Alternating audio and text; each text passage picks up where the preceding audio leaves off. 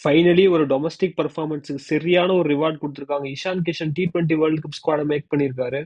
Last 1 1/2 இயர்ஸாவே அவர் overlook பண்ணிட்டு இருந்தாங்க. காரணம் கேட்டா அவர் டொமஸ்டிக் மேட்சஸ் ஒழுங்கா ஆடமாட்றாரு. நெறைய மேட்சஸ் மிஸ் பண்றாருன்னு சொன்னாங்க. பட் அவர் அடிச்ச சையத் முஸ்தாக் அலி பெர்ஃபார்மன்ஸ பார்த்து டைரக்ட்டா T20 ஸ்குவாட்குள்ளேயே இன்சர்ட் பண்ணிட்டாங்க. பட் இதால யார் மிஸ் அவுட் பண்றாங்கன்னு பார்த்தீங்கன்னா, சுபம் கில் இந்தியன் டெசிக்னேட்டட் வைஸ் கேப்டன வந்து இப்ப ரிமூவ் பண்ணிட்டாங்க டீம் வுட்டே.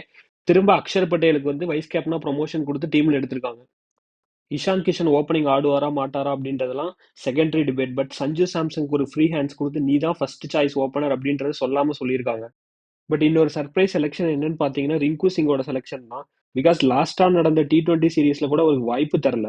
பட் டைரக்டா 15ல மேக் பண்ணியிருக்காரு. It is a debatable one தான். பவுலிங்னு எடுத்துக்கிட்டா பெரிய சர்ப்ரைஸ் எதுவும் கிடையாது. ஆல்ரெடி சவுத் ஆப்பிரிக்கா சீரிஸ்ல இருந்த அதே ஃப்ரண்ட் லைன் பவுலர்ஸை தான் சூஸ் பண்ணியிருக்காங்க. இது இந்தியாவுக்கு ஒரு நல்ல சைன். கமெண்ட்ஸ்ல சொல்லுங்க யாரோட இன்க்ளூஷன் உங்களுக்கு ஷாக்கா இருந்தது, இன்னும் யாரை இன்க்ளூட் பண்ணியிருக்கலாம், யாரை ரிமூவ் பண்ணியிருக்கலாம். அப்படியே சப்ஸ்கிரைப் பண்ணிருங்கப்பா.